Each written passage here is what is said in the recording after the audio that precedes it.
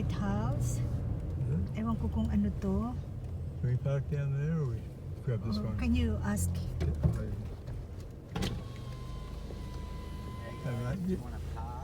Ayun, nagbayad kami ng $10 ulit. So, $15. Kaloka. Dati walang bayad dito eh. Ayan, oh. Oh, look at that. Wow.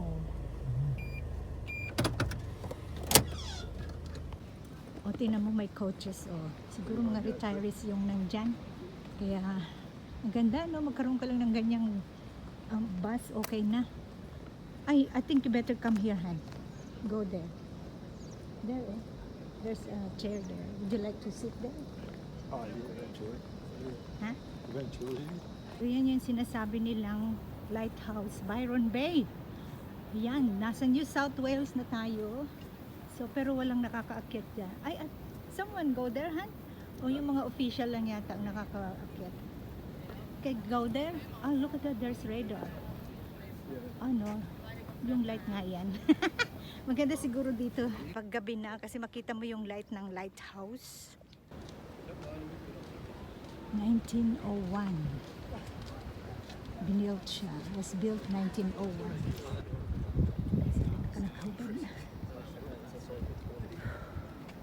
Yung park na yun, dun yung pinanggalingan natin. Hello. Hello. Hi, how are We you? are from Germany. Ah, from Germany. Yes. Wow. Do you love Australia? I love Yes, it. we love it.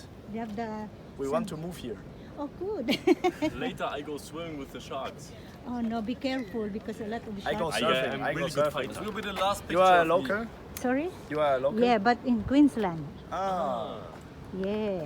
So how... Careful of snakes and crocodiles as well. Yeah, better take a Yeah. picture. We're gonna swim with the sharks. Maybe it's the last picture of us. Really? Maybe. So ayan, mga visitor sila from Germany, mababait sila, napaka-friendly. Gusto nilang mag-stay sa Australia at enjoy na enjoy sila sa weather dito. They said 3 months yung kanilang visitor's visa. So kaya ini-enjoy nila ng husto. Thank you very much. Sure. See ya. Okay, see ya. Naughty little boy. At sila mismo ang naggaya sa amin na magpa-picture. Picturean daw kami, nakasama sila. So, ayan, napaka-approachable nila at kung ano yung gusto namin ipagawa, ginagawa nila mag-posing, kaya ganyan. Ang mabait ng mga batang yun, mga German. So, first time siguro nila kaya nakahubad. Malamig sa Germany. Darling, Han, show your ass. Ito na yung Harbour Town. Ay, Harbour Town. Byron Bay. Sarap talagang tumingin ng dagat. Napaka-refreshing. Oh, grabe.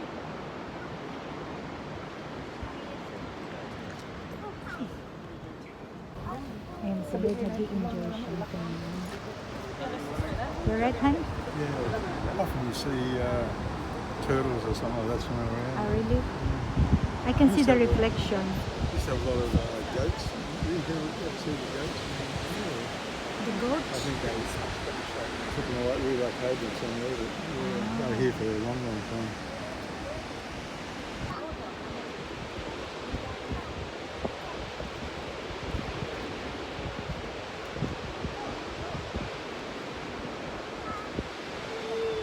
Ayan, may mga nakikilala kami mga Pilipino. Itaputuan City! Yay! May vlog po kasi ako. Meron? Not joking? Oo! Really? Meron ka din? Hindi. I always watch kasi si... That's true. Talagang because people who plan to come. So, ito sila. Christian pala sila. Ayan, Big fish over there. On top of the waves, you see them up. And Ayan that's yung my anak niya. our son. My son. Hello! Black po yan. Yes. Yan yung asawa mo. Anong pangalan po? Jade. Ay, mga gwapo at magaganda. Sa mga Bisaya. Charot. Ay, syempre. Hello.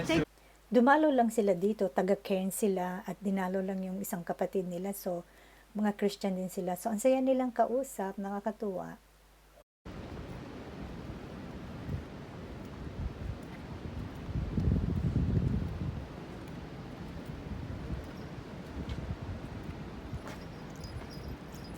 Oh, there's a house there. Is that That's a What house? Goes Beach, yeah. Part of What Goes Beach. That one? Yeah. Well, you drive down here where I said I was going to drive down. You go down to the sand there. Ah, yan pala yung pinanggalingan natin kanina. So, yan yung part nung pinuntahan natin kanina. Picture taking tayo sa lighthouse. So, lugi ako pag si Lord ang nagpicture sa akin. Ang sarap magstay pero kailangan nung umalis dahil nagugutom na kami. Kailangan namin tumingin ng restaurant. Naghahanap kami ng makakainan. So, nag-drive lang kami ng mga 5 minutes. So, eto kami sa may mga restaurant. Pero, ang hirap maghanap. Ay! May lugar tayo dito. Playa Fish Heads. Fish and chips lang tayo. So, nag-order kami ng fish and chips. So, hindi namin alam. Take away pala yung na-order namin. Nag-stay kami, pumasok kami sa loob. Pero pinaalis din kami dahil take away daw yung aming in-order. So, akalain mo yun. Pero okay lang. So, sa lugar na ito, nakikita natin Lighthouse Byron Bay. Nandyan tayo kanina. Bali, nasa bandang baba na tayo. So, eto na nga, kumain na kami, pero nandito kami sa labas. At least may upuan na libre at walang tao. So, dyan na kami umupo. Busog na kami niyan. Tapos na kaming kumain. Lakad-lakad muna tayo sa beach. Tapos maghanap tayo ng toilet or baka magkape tayo. Ayan, ang daming nagsa-sunbathing. Ay, kaloka.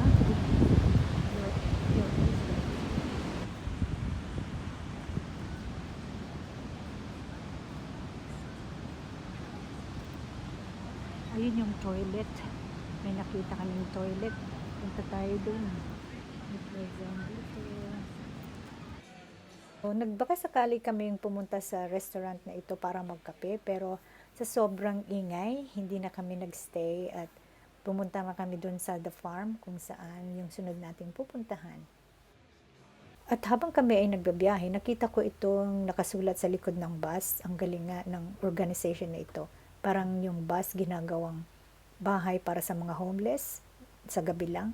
So, ito na tayo sa The Farm. Bali, malapit lang to dun sa pinagkainan namin. So, makikita nyo kung ano yung nandito. Actually, meron na akong vlog nito noon eh. Pero, tingnan din natin ulit. Let's go for with the shade. Yeah. Let's go.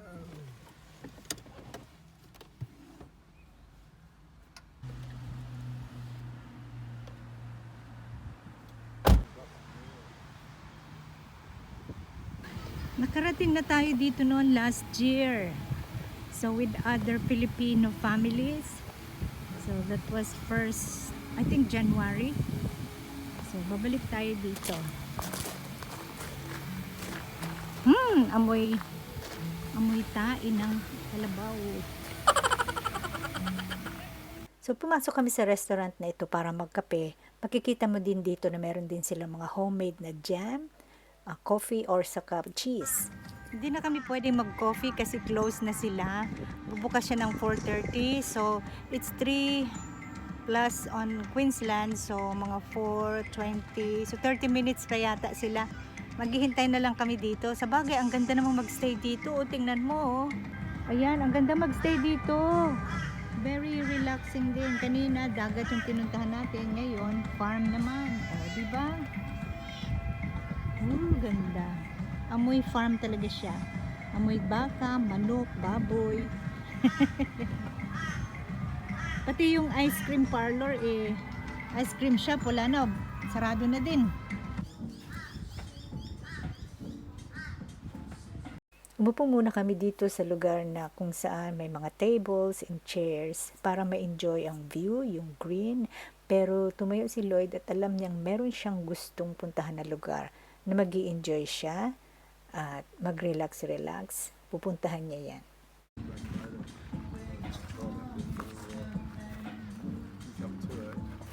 Yung gustong pumunta doon ni Lloyd sa may veranda ng bahay na to, pwede namang pumunta doon. Wow! So, ito yung harapan namin.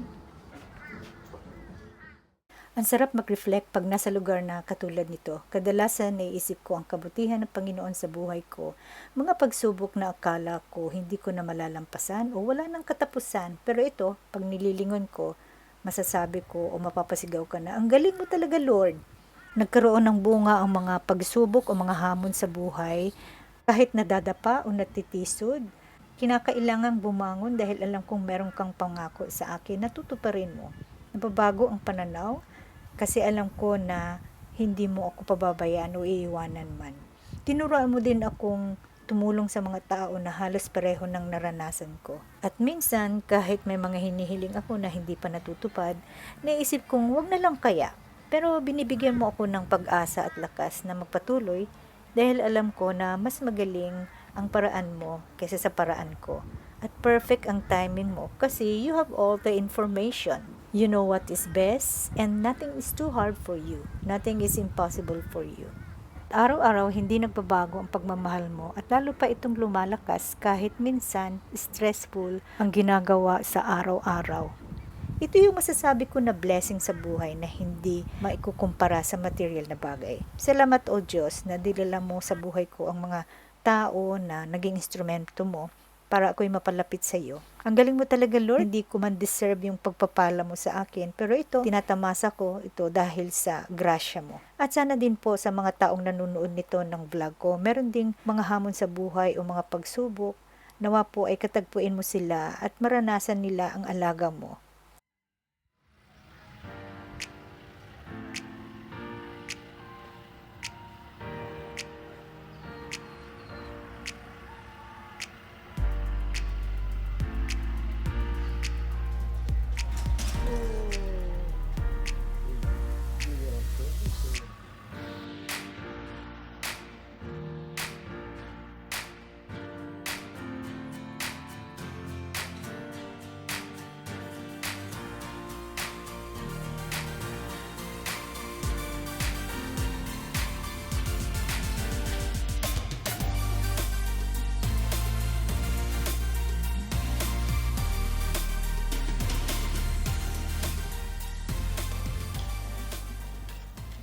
You're big. Right there. We got electric wires there, so. Hello. Think back, see if You they know roll. to, you know how to ano. Oh. Drinking water. It's little piggy went to market. Very good. You guys learned that that's an electric fence, have you? I thought it's dead. Kala ko patay siya, yung pala. Ang liliit nila, oh. Sarap litsunin. Not up here, mate. Hey! It's gonna drink. Must be hot for them, huh? Yeah. Oh. Galing nilang mag-inom, oh.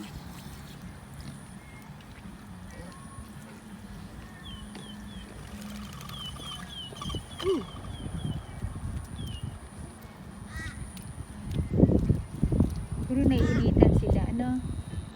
Kaya tingnan nyo. Nakahiga sa putik. Ayun, nakahiga sila sa putik. Naiinitan sila. Ang cute ng maliit, oh. Cute ng maliit. Mainit na. Halika na. Going home na.